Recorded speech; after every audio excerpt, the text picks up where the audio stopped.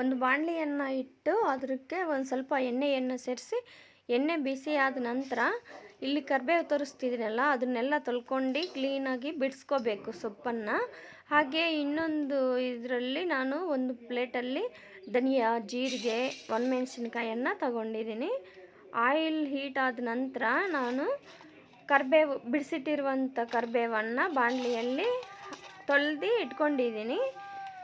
ಅದನ್ನು ಬಾಣಲಿಯಲ್ಲಿ ಬಿಸಿಯಾದ ಎಣ್ಣೆಗೆ ಸೇರಿಸ್ಕೊಂಡು ಒಂದು ಸ್ವಲ್ಪ ಫ್ರೈ ಮಾಡ್ಕೋಬೇಕು. ಆಮೇಲೆ ನಾನು ಒಣಮೆಣಸಿನ್ಕಾಯಿ ಹಾಗೆ ಧನಿಯಾ, ಜೀರಿಗೆ ಆ ಮೂರನ್ನು ಸೇರಿಸ್ತಾ ಇದ್ದೀನಿ. ಅದು ಸಹ ಒಂದು ಸ್ವಲ್ಪ ಫ್ರೈ ಆಗಬೇಕು. ಈಗ ಫ್ರೈ ಆಗ್ತಾ ಇದೆಯಲ್ಲ, ಅಂದರೆ ಎಣ್ಣೆಯಲ್ಲೇ ರೋಸ್ಟ್ ಮಾಡ್ತಾ ಇದ್ದೀನಿ. ಆಮೇಲೆ ನಾನು ಒಂದು ಸ್ವಲ್ಪ ಟೊಮೊಟೊವನ್ನು ತಗೊಂಡಿದ್ದೀನಿ. ಒಂದು ಎಷ್ಟು ಬೇಕು ಅಂದರೆ ನಿಮಗೆ ಮೆಣಸಿನ್ಕಾಯಿ ಖಾರ ನೋಡಿಕೊಂಡೆ ನೀವು ಹಾಕೋಬೇಕಾಗುತ್ತೆ. ನಾನು ಕರೆಕ್ಟಾಗಿ ಹಾಕ್ಕೊತೀನಿ. ಅಂದರೆ ನಾನೇನು ಮೆಜರ್ಮೆಂಟ್ ಏನು ಇಟ್ಕೊಳ್ಳಲ್ಲ ಯಾವುದಕ್ಕೂ.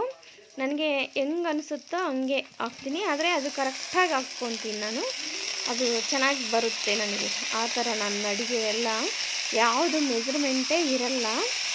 ನಾನಿವಾಗ ಒಂದು ಅರ್ಧ ಕೆಜಿ ತೊಗೊಂಡಿದ್ದೀನಿ, 1/4 ಕೆಜಿ ತೊಗೊಂಡಿದ್ದೀನಿ ಅನ್ನೋದೇನಿಲ್ಲ. ನನಗೆ ಎಷ್ಟು ಬೇಕೋ ಅಷ್ಟು ತೊಗೊತೀನಿ. ಅದು ಪರ್ಫೆಕ್ಟಾಗಿ ಟೇಸ್ಟಿಯಾಗಿ ಬರುತ್ತೆ. ಈಗ ನಾನು ಟೊಮೊಟೊನೂ ಸೇರಿಸಿ ಆಮೇಲೆ ಒಂದು ಸ್ವಲ್ಪ ನೀರನ್ನು ಸೇರಿಸಿದ್ದೀನಿ. ಇವತ್ತು ರುಚಿಯಾದ ಕರಿಬೇವು, ಒಣಮೆಣಸಿನ್ಕಾಯಿ, ಟೊಮೊಟೊ, ಹುಣಸೆಹಣ್ಣು ಹಾಕಿ ಒಂದು ಒಳ್ಳೆ ಚಟ್ನಿಯನ್ನು ತೋರಿಸ್ಕೊಡ್ತಾ ಇದ್ದೀನಿ.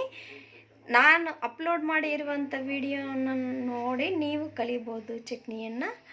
ಈಗ ನೋಡಿ ನಮ್ಮ ಚಟ್ನಿ ರೆಡಿ ಆಗ್ತಾ ಇದೆ. ಇವೆಲ್ಲ ಫ್ರೈ ಮಾಡ್ಕೋಬೇಕು. ಫ್ರೈ ಮಾಡ್ತಾ ಇದ್ದೀನಿ. ಫ್ರೈ ಆದ ನಂತರ ನಾವು ಮಿಕ್ಸಿಗೆ ಹಾಕೋಬೇಕು. ನೋಡಿ ಎಲ್ಲ ಚೆನ್ನಾಗಿ ಫ್ರೈ ಆಗ್ತಾ ಇದೆ. ಟೊಮೊಟೊ ನೀರು ಸೇರಿಸಿ ಒಂದು ಸ್ವಲ್ಪ ಹೊತ್ತು ಬಾಯ್ಲ್ ಆದಮೇಲೆ ಈಗ ಒಂದು ಸ್ವಲ್ಪ ಹುಣಸೆ ಹಣ್ಣನ್ನು ಸೇರಿಸಿ ಮತ್ತೆ ಒಂದು 2 ನಿಮಿಷ ವಾಟ್ರೆಲ್ಲ ಹೀರ್ಕೋಬೇಕು, ಡ್ರೈ ಆಗಬೇಕು. ಈ ಥರ ಫ್ರೈ ಆಗಿರುತ್ತೆ. ನೀರಿನ ಅಂಶ ಏನು ಇರೋದೇ ಇಲ್ಲ. ಆವಾಗ ನಾವು ತಂಪಗೆ ಮಾಡ್ಕೊಂಡು ಇವಾಗ ನಾನು ಮಿಕ್ಸಿಗೆ ಹಾಕ್ತಾಯಿದ್ದೀನಿ.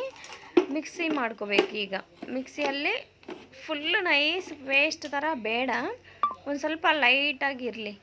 ನಾನು ಇದಕ್ಕೆ ಕರಿಬೇವು ಹಾಕಿದ್ದೀನಿ. ಅದಕ್ಕೆ ಚೂರು ಬೆಲ್ಲ.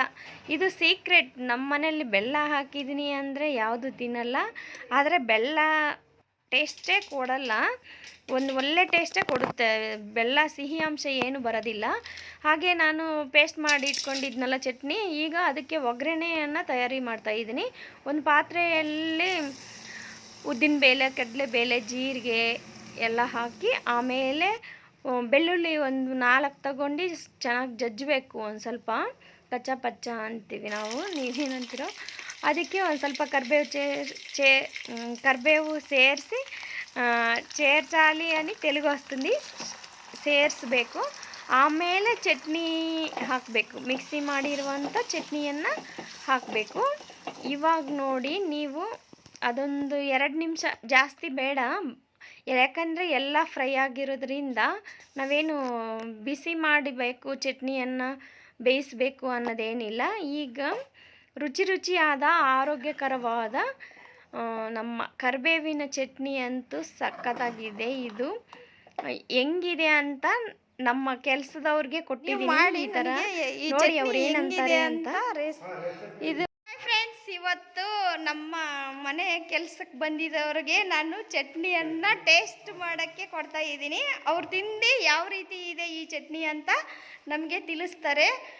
ಅವರು ಅಂದರೆ ಚೆನ್ನಾಗಿದೆಯಾ ಇಲ್ವಾ ಅಂತ ಹೇಳಿದ ಮೇಲೇ ನೀವು ಇದು ಚೆನ್ನಾಗಿದೆ ಅಂದರೆ ಮಾತ್ರ ನೀವು ಟ್ರೈ ಮಾಡಿ. ಖಂಡಿತ. ಇವಾಗ ತಿನ್ರಿ, ಎಲ್ಲರೂ ತಗೊಳ್ರಿ, ಎಲ್ಲರೂ ಟೇಸ್ಟ್ ಮಾಡಿ ಹೆಂಗಿದೆ ಅಂತ ನನಗೆ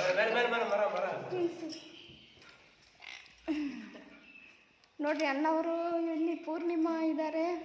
ಎಲ್ಲರೂ ಕೆಲ್ಸಕ್ಕೆ ಬಂದು ಪಾಪ ಮಧ್ಯಾಹ್ನ ಊಟ ತಿಂದಿದ್ದಾರೆ. ಎಲ್ಲರೂ ಟೇಸ್ಟ್ ಮಾಡಿ ಅಂತ ಕೊಟ್ಟಿದ್ದೀನಿ.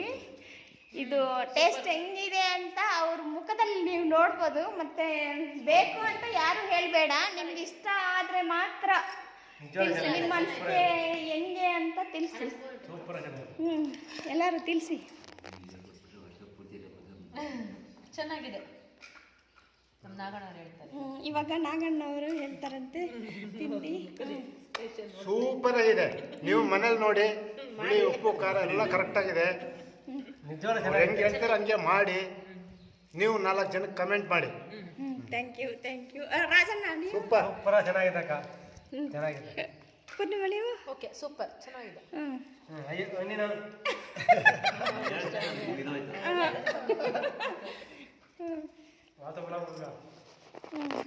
ನೋಡಿದಾರಲ್ಲ, ಅಂದರೆ ನಮ್ಮ ಎದುರುಗಡೆ ಎಲ್ಲರೂ ಚೆನ್ನಾಗಿದೆ ಅಂತಲೇ ಹೇಳ್ತಾರೆ, ಆದರೆ ಅವ್ರ ಮನಸ್ಸಲ್ಲಿ ಗೊತ್ತಾಗುತ್ತೆ ಅವ್ರಿಗೆ ಹೆಂಗಿದೆ ಅಂತ. ಆದ್ರೂ ಆರೋಗ್ಯಕ್ಕೆ ಒಳ್ಳೆಯದು ಅಂತ ನಾನು ಈ ಕರಿಬೇವು ಚಟ್ನಿ ಮಾಡಿದ್ದೀನಿ. ಖಂಡಿತ ನೀವೆಲ್ಲರೂ ಟ್ರೈ ಮಾಡಿ ಕಮೆಂಟಲ್ಲಿ ತಿಳಿಸಿ. Thank you.